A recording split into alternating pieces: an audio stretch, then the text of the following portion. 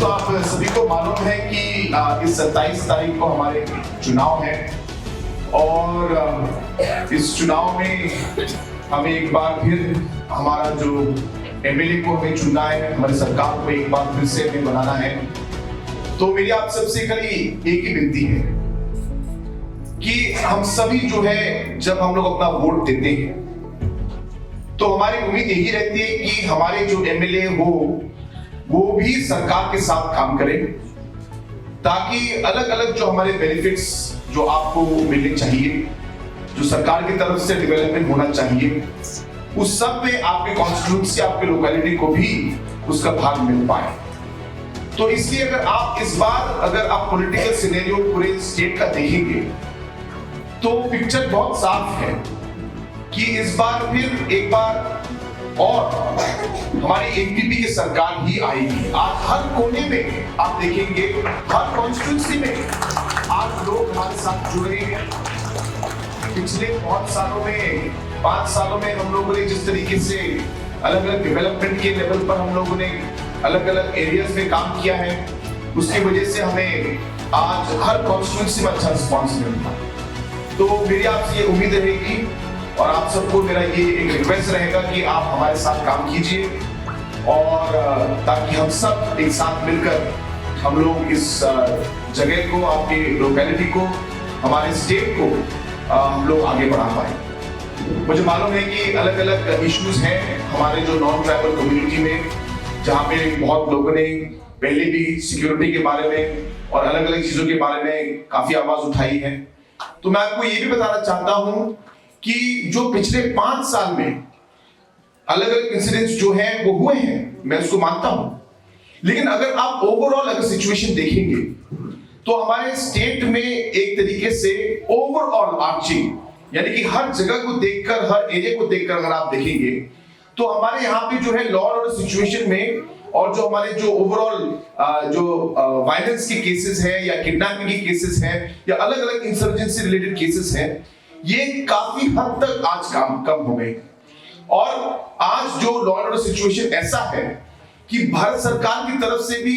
हम लोगों का जो एक बहुत ही एक स्ट्रिक्ट लॉ जो arm forces special power act था, वो पिछले 3-4 सालों में ही भारत सरकार ने ओवरऑल मेघालय का लॉ एंड ऑर्डर सिचुएशन देखकर उन्होंने कहा कि लॉ एंड ऑर्डर सिचुएशन अभी थोड़ा ठीक हुआ है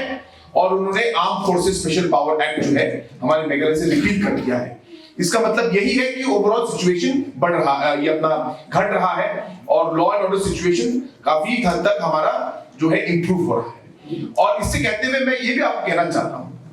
कि कुछ लोगों को लगता है कि हाँ, कि कभी-कभी कहीं इंसिडेंट्स हुए। अब ये इंसिडेंट्स सिर्फ मेघालय नहीं, हमारे देश में कई जगहों में कुछ छोटी-छोटी चीजों की वजह से भी कहीं हादसे होते हैं। लेकिन आपको ये भी देखना जरूरी है कि पिछले 5 सालों में जिस तरीके से हमने ओवरऑल लॉ एंड ऑर्डर संभाला है, बहुत सारी ऐसी घटनाएं जो होने वाले थे उनको हम लोगों ने रोका,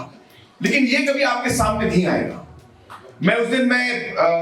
यहाँ इस तरफ अपने पुलिस बाजार में मेरा मीटिंग चला था, मैंने लोगों को बताया कि एक ऐसा समय था जब यहाँ पे हमें इंटेल मिला कि पुलिस बाजार में एक बम फटने वाला है, एक आईईडी, और ये आईईडी बम फटेगा तो शायद काफी लोगों की जान जा सकती है। और उस समय हमारी सरकार ने अलग अलग कदम उठाए और हमने उसको रोकने से हमने उसको रोका और उसको रोककर आज हमने काफी हद तक उन चीजों को हम लोगों ने कंट्रोल में रखा है। कहने का मतलब ये है कि अगर आप हर इंसिडेंट्स को देखकर आप उसको मैग्नीफाइंग ग्लास से देखेंगे तो हाँ, तो मैं भी आप बोलेंगे कि इतनी चीजें हुए हैं, ऐसे होते हैं। मैं ये नहीं कहता कि होना चाहिए, ये नहीं होना चाहिए, लेकिन काफी सिचुएशंस ऐसे हैं जो बहुत कॉम्प्लिकेटेड होते हैं और सरकार को सभी चीजें देखकर काम करना पड़ता है। लेकिन मेरा कहने का मतलब और आप सबसे बात करने का मतलब ये है कि अगर आप पिछले सालों में जिस तरीके का हमारा यहाँ पे एक लॉ एंड ऑर्डर का सिचुएशन था, वो आज काफी हद तक वो बेहतर हो गया है। मुझे विश्वास है कि आगे जितनी हमारी एक स्ट्रॉन्ग सरकार आएगी, आपका सपोर्ट रहेगा, एक पूरी एक मेजॉरिटी मिलकर हम लोग सरकार बनाएंगे तो हमें और पावर मिलेगा और हमें एक मिलेगा, सपोर्ट मिलेगा आपकी तरफ से, ताकि हम लोग जो कदम उठाने पड़ेंगे, ताकि हम लोग ओवरऑल सिचुएशन को और कम कर सके और ऐसे हादसों को हम लोग कम कर सके, उन सब चीजों की तरफ हम लोग काम कर पाएंगे। लेकिन ये कामों को पूरा करने के लिए हमें आप लोगों की सहायता, आप लोगों की सपोर्ट हमें चाहिए। और दोस्तों एक और चीज जो है, मैं जानता हूं कि यहाँ पे जो हमारे ओवरऑल कॉन्स्टिट्यूंसी में काफी कैंडिडेट्स आज खड़े हो रहे हैं। आप लोग इन सभी कैंडिडेट को आप लोग देखिए, कौन से पार्टी से, कौन से दल से वो खड़े हो रहे हैं, उनका क्या बैकग्राउंड है, किनके साथ वो जुड़े हुए हैं, ये आप लोग को देखना बहुत जरूरी है। आज हमारी एनपीपी पार्टी ही एक ऐसी पार्टी है जो हर समाज के लोगों को साथ लेकर चलती है।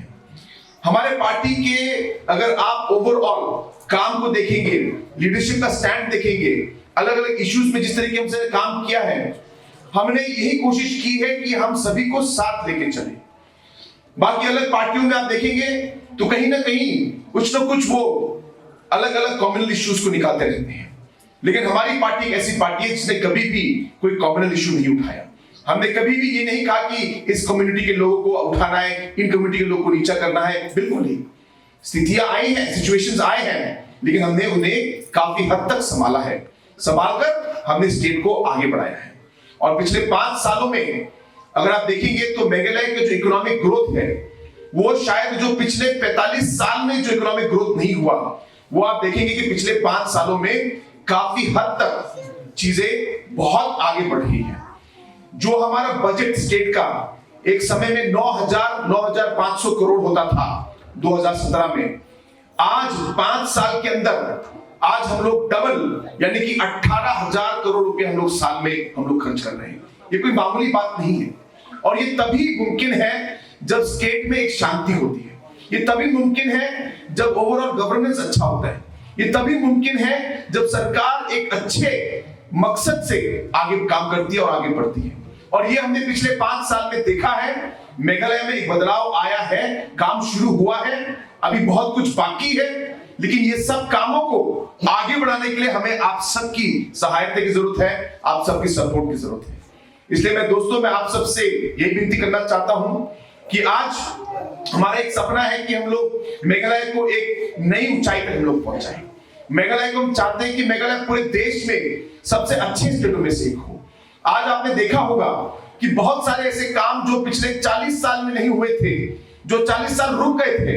आज इन 5 सालों में काफी उन चीजों में हमने काम आगे बढ़ाया है। और आप देखेंगे कि अगले 5 सालों में जो अलग अलग हमारे कार्यक्रम हैं, अलग अलग स्कीम्स हैं, उन सभी चीजों को हम जैसे आगे बढ़ाएंगे, आप देखेंगे कि मेघालय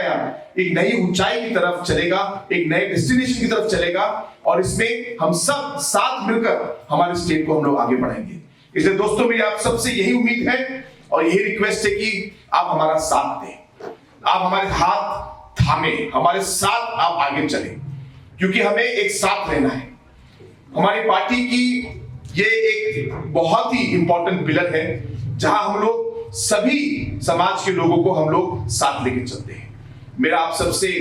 विनती है कि आप सब हमारे पार्टी के उम्मीदवार श्री रैनसम जी को आप सपोर्ट करें। इस आने वाले चुनाव में आप किताब के चिन्ह पर आप बटन दबाकर आप रैनसम जी को आप एमएलए बनाएं, ये मेरी आप सबसे उम्मीद है। और मैं आप लोगों को वादा देना चाहता हूं कि हम सब आगे भी एक साथ काम करके हमारे शिलोंग सिटी को, हमारे कैपिटल को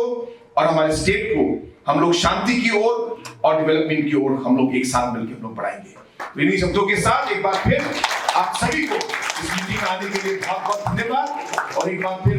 मेरी तरफ से मैं माफी चाहता हूँ, माफी मांगता हूँ कि मैं आज समय से नहीं आ पाया। मैंने रैनसम जी से कहा था कि अगर आपको अच्छा लगेगा तो मैं कल सुबह भी आ सकता हूं और हम लोग ज्यादा लंबा हम लोग बैठ सकते हैं, क्योंकि आज मेरे काफी प्रोग्राम्स हैं। लेकिन वो जैसे आदमी आप जानते हैं, वो ना नहीं सुनना चाहते हैं। तो उन्होंने मुझे गवर्नर हाउस से उन्होंने जबरदस्ती मुझे खींच के वो लेके आए और गवर्नर साहब को मैं छोड़ के आ गया वहां पे। आप सोचिए गवर्नर साहब चेयर पे बैठे हैं, मैंने कहा सर मुझे जाना पड़ेगा, मेरे उम्मीदवार एल्सन जी का फोन 10-20 बार आ चुका है, वो शायद मेरे से बाद में खफा हो जाएंगे, तो मुझे जाना पड़ेगा। तो गवर्नर साहब ने भी मुझे इजाजत दी। तो इसलिए रनसम साहब ऐसे आदमी हैं, आप जानते हैं उनका बैकग्राउंड, उनका क्वालिफिकेशन, उनका काम करने का ढंग और किस तरीके से वो सभी लोगों को साथ लेके चलते हैं। तो ऐसे ही हम चाहते हैं कि हमारे इस कॉन्स्टिट्यूंसी के एमएलए ऐसे होने चाहिए जो सभी के साथ मिल सके, सभी के साथ काम कर सके और सभी समाज के लोगों को साथ लेके आगे बढ़ सके। और यही हमारे रनसम साहब है। उम्मीद है कि आप 27 तारीख को उन्हें आप जिताएंगे, उन्हें आप भारी बहुमत देके आप जिताएंगे। अगर हमारे सारे ये बाजार एरिया, ऑकलैंड एरिया के सभी लोग अगर एक साथ जुट होकर हम लोग काम करें, मुझे उम्मीद है कि हम लोग न सिर्फ जीतेंगे लेकिन बहुत ही भारी बहुमत से जीतेंगे।